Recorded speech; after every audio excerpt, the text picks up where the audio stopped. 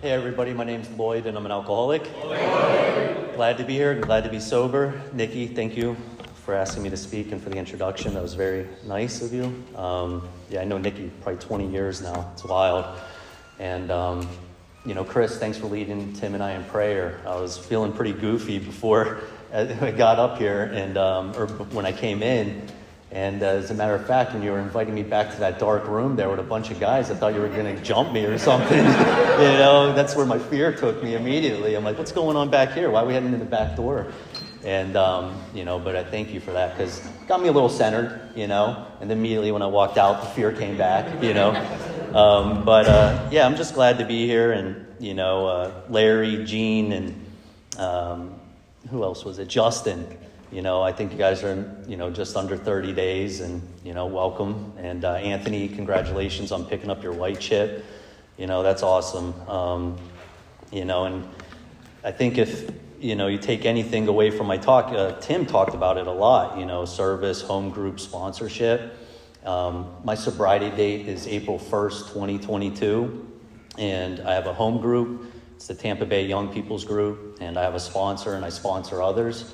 And, I was thinking, if you're new, those three things have really held me accountable to Alcoholics Anonymous and have kept me in the middle of the boat over the last 3 years, 4 months or whatever, And really, anytime I've ever been in Alcoholics Anonymous, those have always been the things that have helped me stay sober. So for that, I'm grateful. And, I guess I'll tell you what I was like, what happened, and what I'm like now. Originally from Pittsburgh, alcoholism runs in my family. My dad's dad was an alcoholic, so I got a grandfather I never met. Story is he hung himself in a mental health facility being treated for alcoholism. My dad had two brothers. My dad's been in and out of jails and institutions growing up. Another uncle, in and out of jails and institutions. And then my dad and his brothers were driving from Pittsburgh to South Florida for spring break when they were 18, and they were drinking warm beer the whole way. And, so the story I got from my dad when I was real young, and he told me he was driving and he crashed that car on the side I-95 South, and his baby brother flew out the passenger side window, and my dad had to watch his little brother die on the side of the road there. And, he had to go back and tell his mom that he killed her baby son. And, talking to my mom, because they said that screwed my dad up and that family up a lot. And, and it's, so growing up, my parents, they got divorced when I was 2 months old. And, my dad was exhibiting signs of alcoholism and mental illness and freaking my mom out, telling her helicopters are chasing him and stuff like that. And, it freaked my mom out, so she got a divorce, but she still tried to keep the family together. It was me, my sister, and my mom. I grew up in a single-parent household, and, so I'd go visit my dad on, he had, visitation every so often. And one of my earliest childhood memories of that is, I'm, supposed to spend the night there, and, it's probably 3 a.m. I get woken up. My dad's like, we got to go. And I'm like, okay, where are we going? I had no idea. He's like, grab your stuff. And I just remember, I had this, basketball hoop on the door. You could, I would shoot hoops in that, and I had a BB gun, and I had all my clothes, and just grabbed it all, put it in the car, thought we're going on a road trip. And we end up at the side of some highway at 3 a.m, and we're just parked on the median there, and cars are blasting by us, and I'm standing there what's going on? My dad starts throwing all that stuff into the side of the street, and he's like, it's demon possessed. And, it's like, oh my God, what is going on here? And that freaked me out, I went home and I was like, Mom, you got to hear this.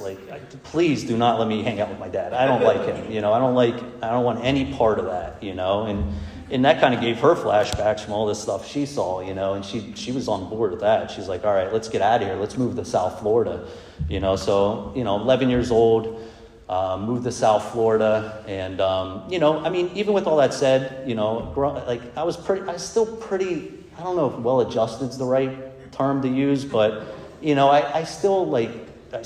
rode bikes everywhere. I played baseball. I was really into sports, and, if you ask me what I wanted to do, when I was 10 years old, when I grew up, it was to play professional baseball, and I got to do whatever I want, whenever I want. It seems like people, it was like a get out of jail free card. Like any behavior I exhibited that was not very good, I could just be like, well, I grew up with no dad. And people they got on board with that. They're like, yeah, that makes sense, and so, I ended up moving to South Florida, and this is my first resentment. I remember vacationing to Florida when I was a kid and being like, it'd be so awesome to live here. And then the moment we moved there, I'm like, you moved, I get this resentment at my mom. I'm like, you moved me away from all my friends. I hate you, And so, yeah, I just started getting that bad attitude. But, I was, at this point now, I could tell I'm uncomfortable. I'm afraid. I got to go make new friends, at a new school,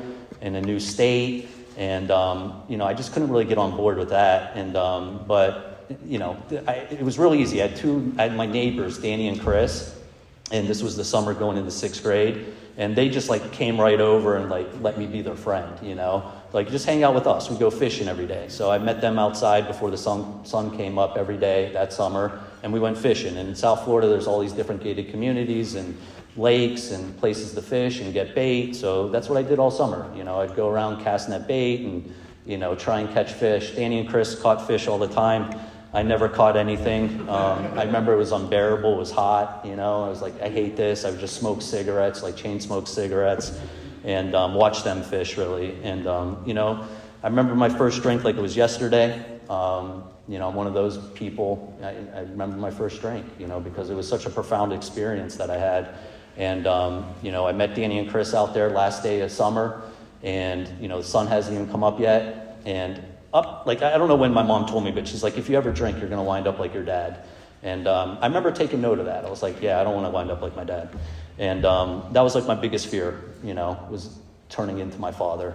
And but Danny, he said, I met him out there 5:30 in the morning. He's like, we're going to drink today. And I remember just saying, okay. There was no battle in my head. There was no I don't think I should. I might wind up like my dad. It's, I just asked Danny, I was like, what happens when you drink? And he's like, you get this warm feeling inside. And what I heard was it's going to change the way I felt. And that's what I wanted. So we went to this fishing hole. It was in the Everglades, and there was this canal that ran up to 441. And on that corner of the canal in 441, there was this convenience store called the Mexi Mart. And I don't know, we got word that they sell underage kids beer, So I just walked in there and I grabbed a 6-pack of Ice House, and I asked the guy what was good wine. He said MD 2020 and pointed to the rack.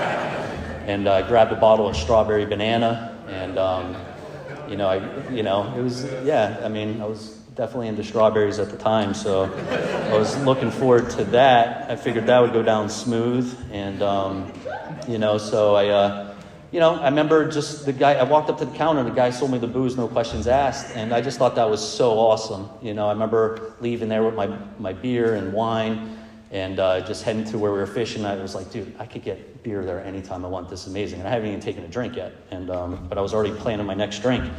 And, so we were fishing. I remember chugging down, we each split this 6-pack. I was chugged down 2 Ice House. Danny and Chris, I caught them I was giving them the side eye, and they were pouring theirs out, pretending like they were drinking it. And I got that because it was disgusting. It was so gross. And but I choked it down, and we started passing the bottle MD 2020 around. And immediately started to catch fish. I had a record day.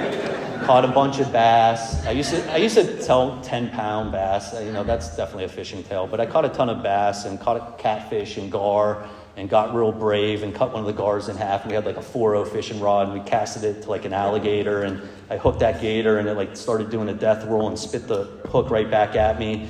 And I just had an awesome time. And that's what booze did for me. It made me show up for life, and I took note of that right away. Got me out of myself. It was like a spiritual experience, and I loved it. And I did get sick that day. I blacked out, threw up, came to, cold shower. My sister's smacking me across the face. She's like, you've been in here for hours. Puke all around me. And I slept by the toilet for 24 hours, or, that night or whatever. And I remember, like, a lot of people, when I hear their story, they're like, they start doing the math, and they're like, oh, if I drank the MD 2020 first and then had the beer, or, maybe I won't do MD 2020 next time. I swore off alcohol completely. I was like, I'm never doing that again. I was so sick. And then, once I got off the floor and, like, remembered I had to go make friends in 6th grade now, and all that fear and worry and doubt and insecurity just came right back, I knew I needed to drink again. It was only a matter of time. And it's hard to get booze when you're 11. Became an everyday pot smoker. 12, acid. 13, ecstasy. 14, mushrooms.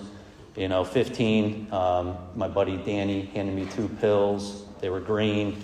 One side said OC, the other side said 80.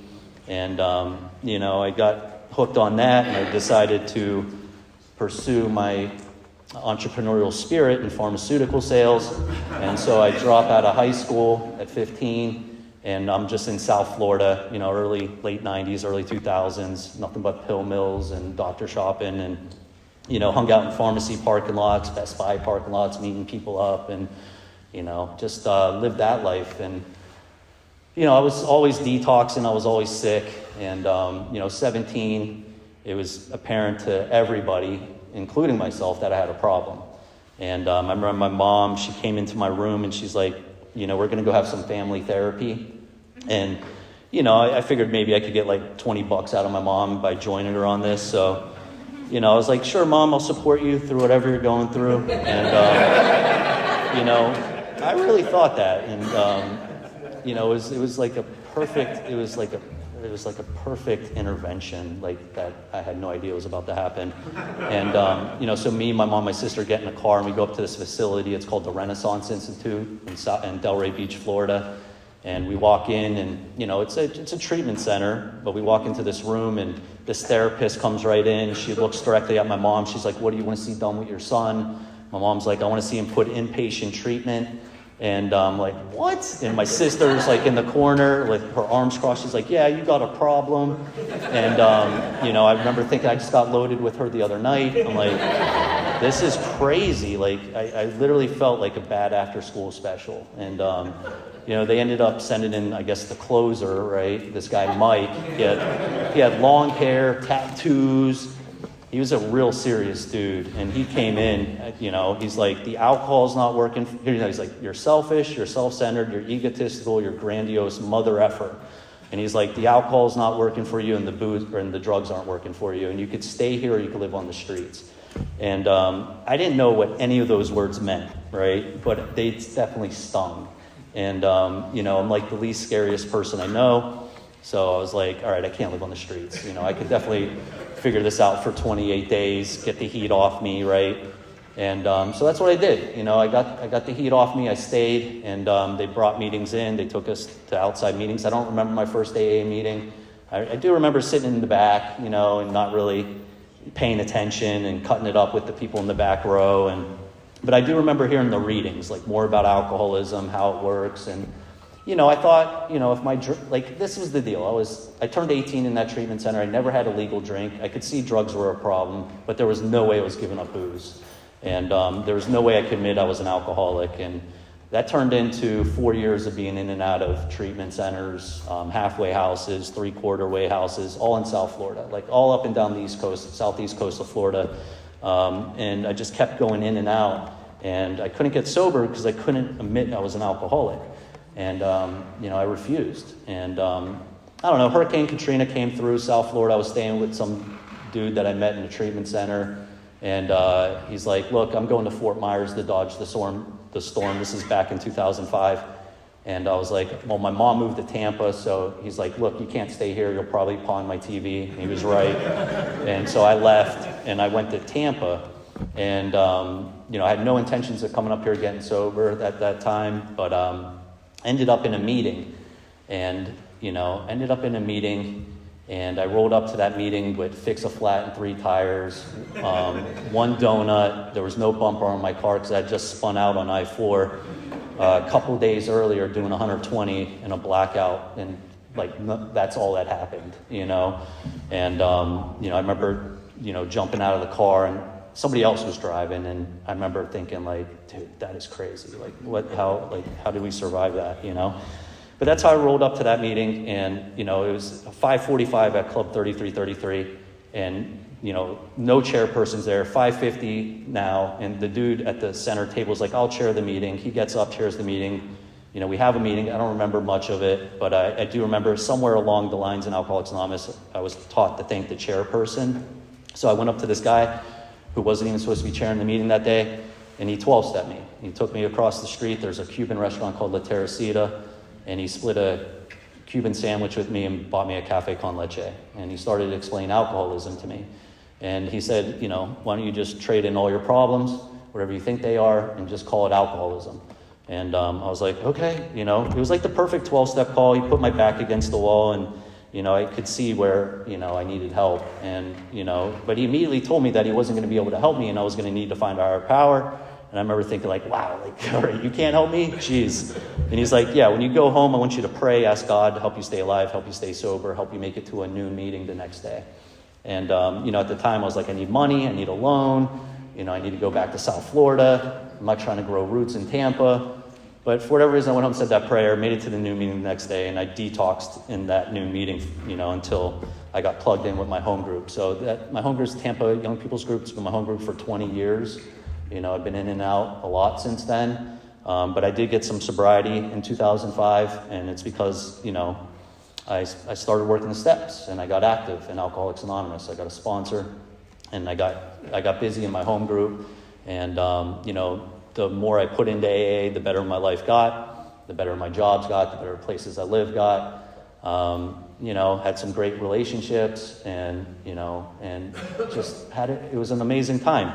And, right around 5 years sober, I think I started to take credit for it all, and, stopped getting honest. The short answer to that is, I stopped going to meetings, stopped calling my sponsor, but I ended up taking a job in South Florida, and, it was a good job, I had, in being sober in Florida for 6 years now, I knew a good group down there that I could just get plugged right in with if I wanted it.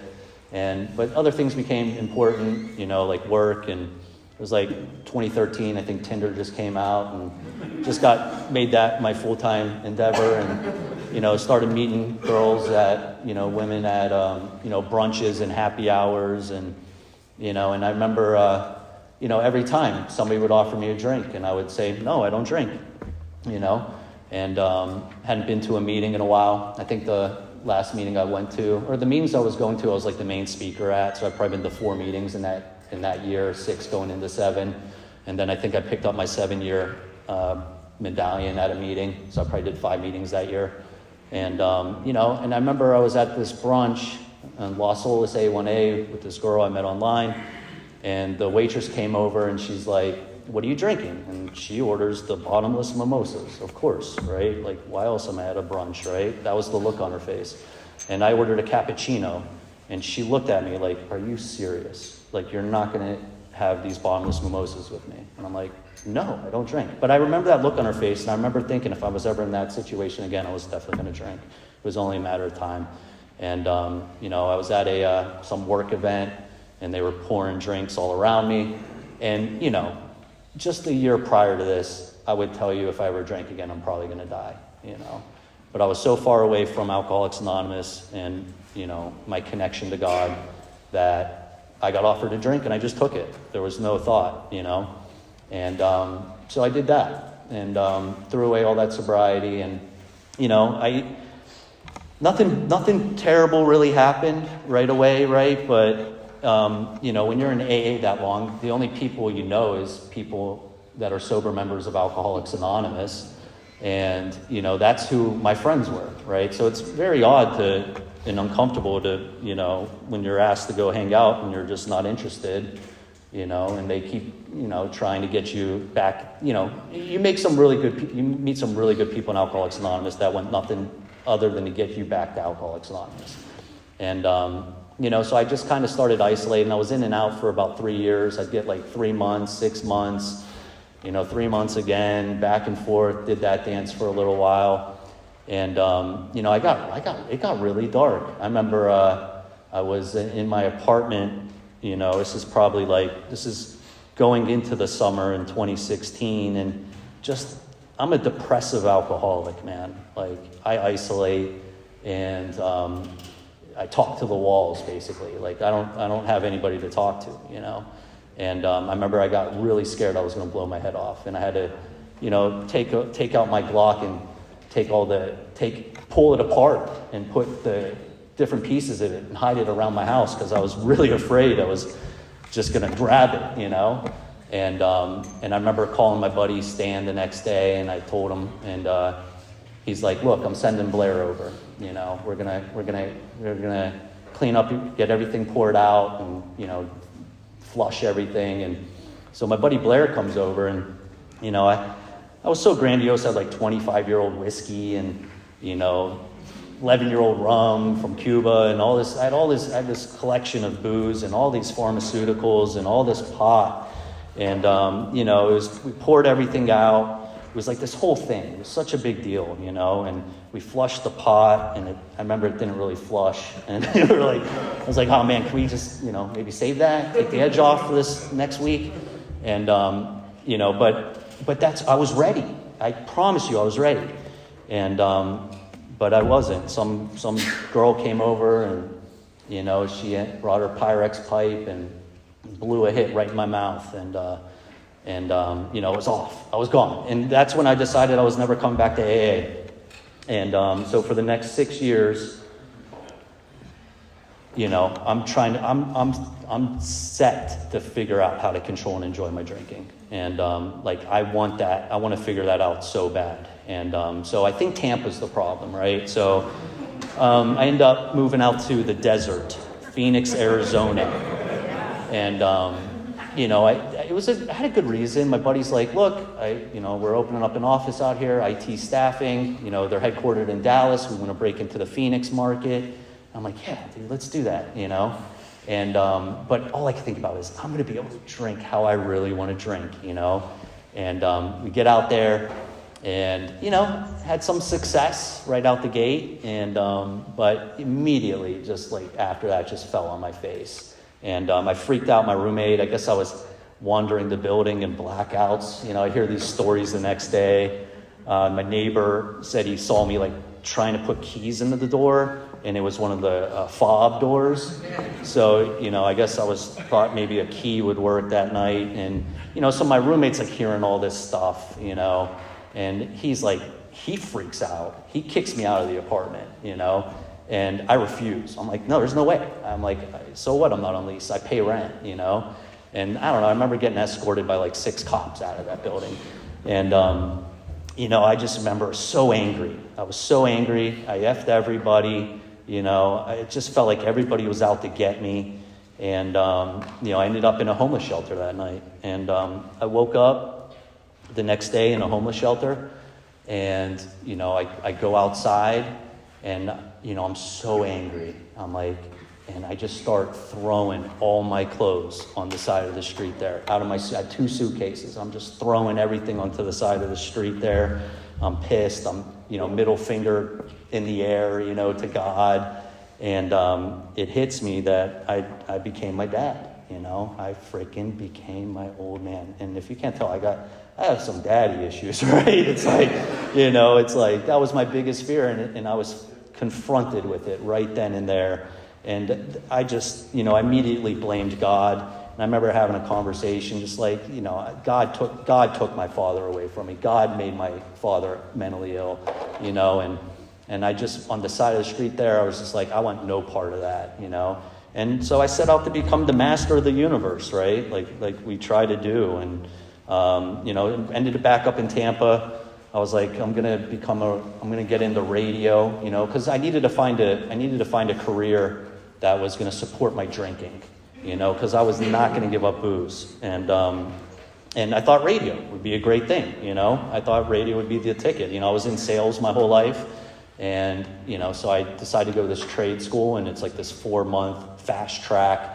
The instructors all work in radio and television, and you network with them, and then they get you a job. And so 4 months later, I'm working at a radio station in Largo 7 days a week, all these different formats: news talk, sports talk, food talk, lawyer talk. rock and soul show, and I just did that. I worked there 7 days a week for a year, and I worked my way into an on-air shift up in Citrus County, Florida. And I was the afternoon drive time host on Nature Coast Country, and never listened to country music once in my life.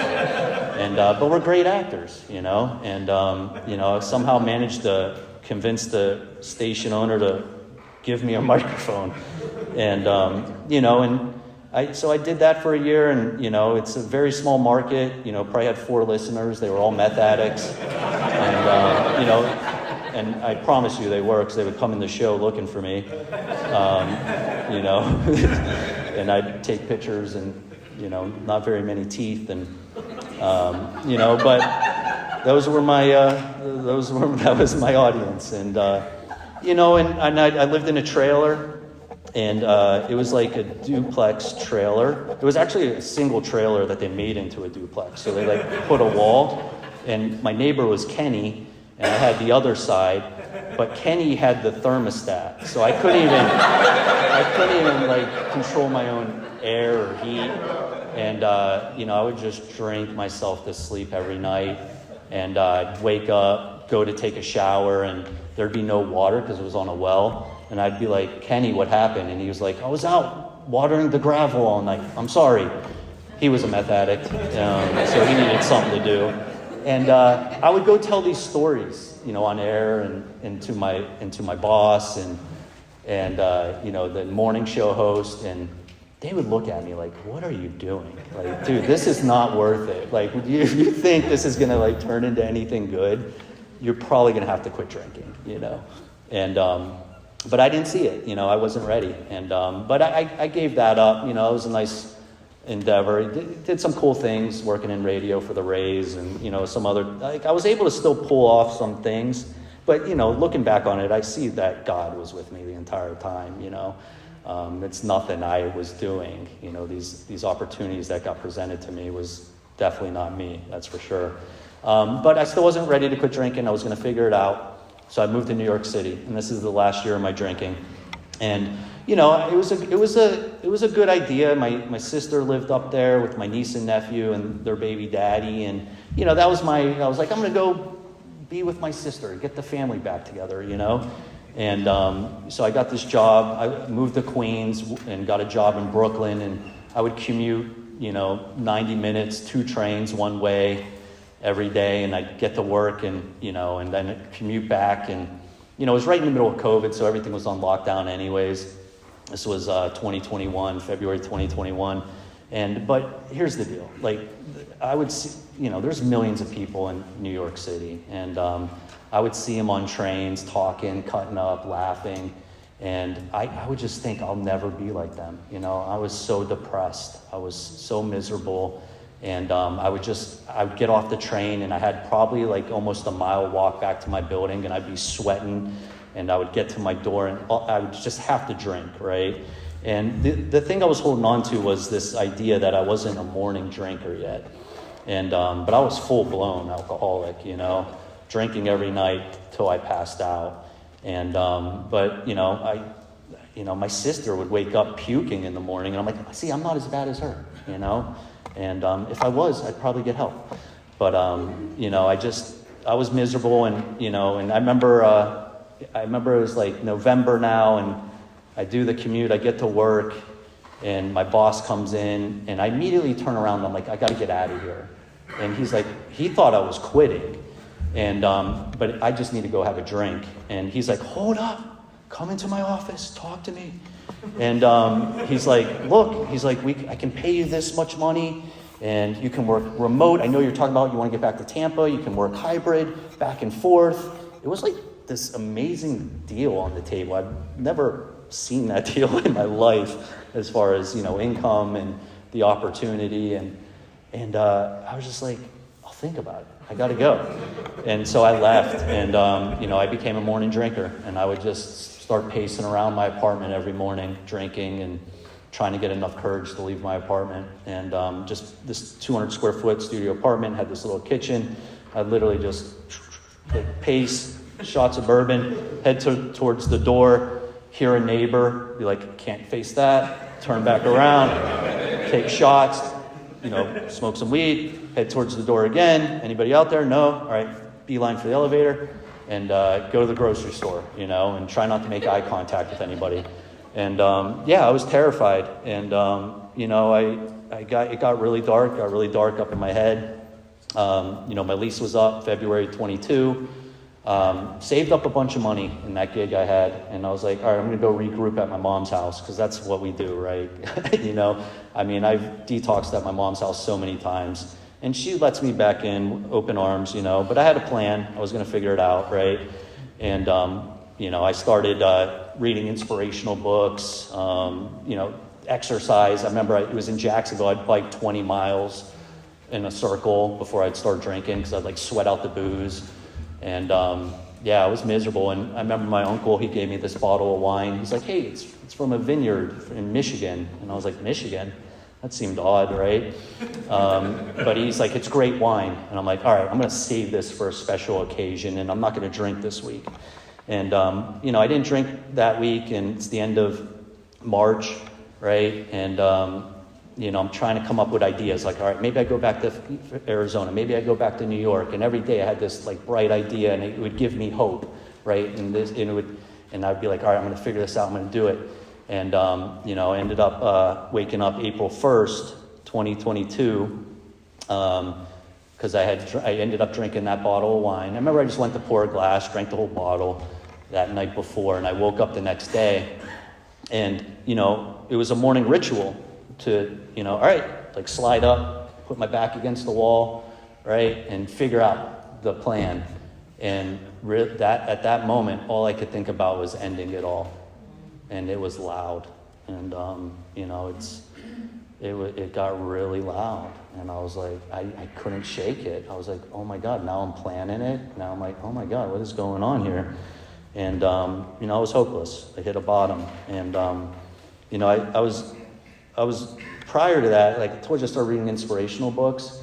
And I read this book. It was called Tribe of Mentors by Tim Ferriss. And he interviews the who's who in all the different industries. And one of the questions he asked everybody was, what book have you gifted the most?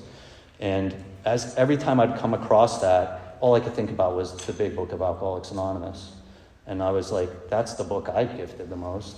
And so all the booze I drank would push the idea of Alcoholics Anonymous out of my head. It slowly started to creep back up into the forefront of my mind. And so, for whatever reason, the next thought that came into my mind after wanting to end it all was go back to AA. And I picked up my phone and I Googled the nearest meeting to me. And it was the Unity Beach Club. It was 5 miles down the street on Beach Drive.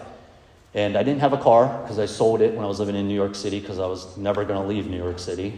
And but I had a bike, and I got on this bike, and I'm pedaling, right? And it's got to be the windiest day of the year. It's 20-mile-an-hour winds. It's blowing in my face, and my body is like this, right? But my mind's turn around, go. You're overreacting. Go tomorrow.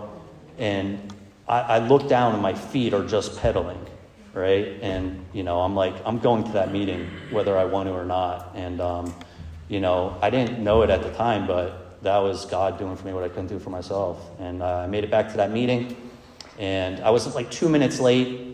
And I remember I walk in, it's this clubhouse, and there's a guy making the coffee, and I'm like, hey, I know I'm a couple minutes late for the meeting.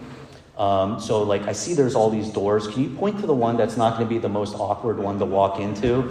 He's like, yeah, you want to go in that one back there? And there was all these doors before it. I'm like, oh, okay. So I go in the back. I walk in. It's literally coming through that door right there, right next to the podium.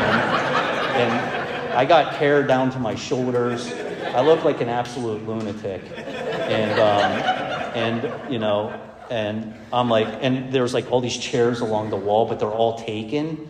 So now I got to walk through through the podium to the middle of the room to find a seat. And I sit down, and it was so uncomfortable, but I guess that's what I needed, that humility, deflation of ego. And, that I was resentful at that guy pointing to that door. But I guess, God worked through that guy for me. And, so I pick up a white chip. And, I'm sick, I'm detoxing, I don't feel well. And But I knew my buddy Terry, he got sober in 2016 when I left. And for 6 years, I stalked him politely on social media. And I just saw him living this full life, and it like grew. And so I knew he had to be my sponsor, right? So I called him and asked him to be my sponsor, and we came up with this plan to get me back to Tampa. And prior to that, nobody would rent me an apartment. And the moment I picked up a white chip, I don't know, I got approved for an apartment in Tampa, right? So like all this stuff started happening the moment I picked up a white chip. And I got back to Tampa, and, I was angry. I had all these resentments. I walked back into a room, some people I used to sponsor, and just so uncomfortable. And, I started taking the actions as they're outlined in the big book of Alcoholics Anonymous. And, I remember on my inventory, I had, I didn't have a ton of resentments. I had maybe 22, and I was reaching there even, but I had some big stuff. It was God, my mom, my dad, stuff like that. And I remember, the resentment about God was I just felt like I got left behind because I believed in God. I just felt like he wanted nothing to do with me. And, and so I remember I was about to share this inventory with my sponsor, and he's like, I promise you, when you leave this car, you're going to have a new relationship with your higher power. And it was a very cathartic experience. I choked it out, got to my fears list. That was like my biggest worry, was sharing my fears, because all the stuff I made up in my head for the 38 years of my life, And I got to share all my fears with my sponsor, and he didn't call the white coats on me. And, that was awesome experience, And I remember, I'm probably 5-6 months sober, and, I made out we talked about 6 and 7, and, it's been kind of like a slow roll over the past few years. And, but we started working on my amends list, and, if there was a column, never want to make an amends column, I would have had my dad on there. And, but my sponsor's like, look, we'll take a look at that when you're a year sober. And I was like, okay, yeah, we'll take a look at a year sober, right? And so October 31st, Halloween, I get a call. It's a private detective. He asked me if I'm so-and-so's son. And I'm like, yeah. And he's like, well, he's in the hospital in Pittsburgh. And I hadn't talked to my dad in 20 years. I hadn't seen him. I haven't tried to look for him. And, I didn't care. And I remember hanging up that phone. I called my sponsor right away. And he's like, look, just start inventorying it every night, And I'm like, I don't care. I could care less. I don't want to see my dad, And so I started inventorying it, and I would write out like why I don't want to see my dad, right? It was like, I am afraid of my dad. I am afraid of mental illness. I would like write this out. I did it every night for 3 weeks. And, I just kept writing the same inventory. I'm afraid of my dad. I'm afraid of mental illness. Afraid of my dad. Afraid of mental illness. And, but during this time, I'm like, I was going to detoxes, bringing meetings in, and hanging out with the crazies, in detox. And, and slowly, I started to lose that fear of my old man. And I went to write that inventory one night, and I was thinking I'm afraid of my dad. But what I wrote was, I'm not afraid of my dad. And I had to take the paper like, what? And I was like, holy cow. And old sponsor of mine used to tell me the pen doesn't lie, the pencil doesn't lie. And I knew I was ready. So I called my sponsor, and I asked him if he would come, visit my old man with me in Pittsburgh in the winter. And it was cold. And so, me and my sponsor flew up to Pittsburgh. I was 10 months sober. And, I hadn't seen my dad in 20 years. And, my biggest thing was, like, if I ever found my dad, what would I do? Like, how would I take care of him? I, put this unnecessary pressure on me to have to do that, I didn't know that at the time. I felt like that's what I was supposed to do. And we get to this, ranch-style house. And, it's, filled with other people like my dad. And, I sit down at the table, and they bring my dad in. And I got to sit at the table with my dad and make amends and ask him for forgiveness for not ever trying to find him or, see where he's at or how he's doing or write him a letter. And, moving forward, I'd like to, start establishing that relationship with him. And I don't know where that came from, right? But the steps are working in my life. And, it was an amazing experience. Got to hug it out. And, it was just an awesome experience. And what I got to see was my dad was being taken care of. And I immediately lost that need or like pressure that I had on me that this was my responsibility.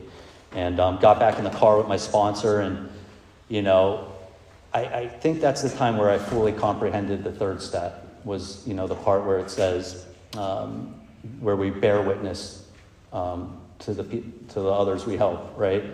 And what I saw there was my sponsor bear witnessing me establishing a relationship with my father. And, that was an amazing experience. It was such a profound experience. Dr. Bob's house was like 90 minutes away, and it was closing in 95 minutes, So me and my sponsor hauled ass to Dr. Bob's house in Akron, Ohio, and made it there, 5 minutes left, and the guy opens the door, and, got to share that experience with the guy that was, at Dr. Bob's house, and he had 2 cups of coffee that he had left over, and me and my sponsor got to sit down at Dr. Bob's table and share a cup of coffee where this whole thing started. And, it was just such a magical experience, and, something's really special here, like this stuff doesn't really happen anywhere else, And, so yeah, I got a little charge from that, and, and I've been able to write my dad once a month, and I got to go back up there with a good friend, Will, of mine too, and share that experience with Will, and looking forward to doing it again. I invited one of my other sponsees, Dom, and just keep that tradition going and visiting my dad once a year, And, but, I ended up moving out of this apartment and moving into my buddy Jerry's house, and, I turned a year sober there, and, I was crazy, right? And I was still very self-centered, and I hadn't had a roommate in a long time, right? Aside from that Kenny guy, but he wasn't technically my roommate. He was my neighbor.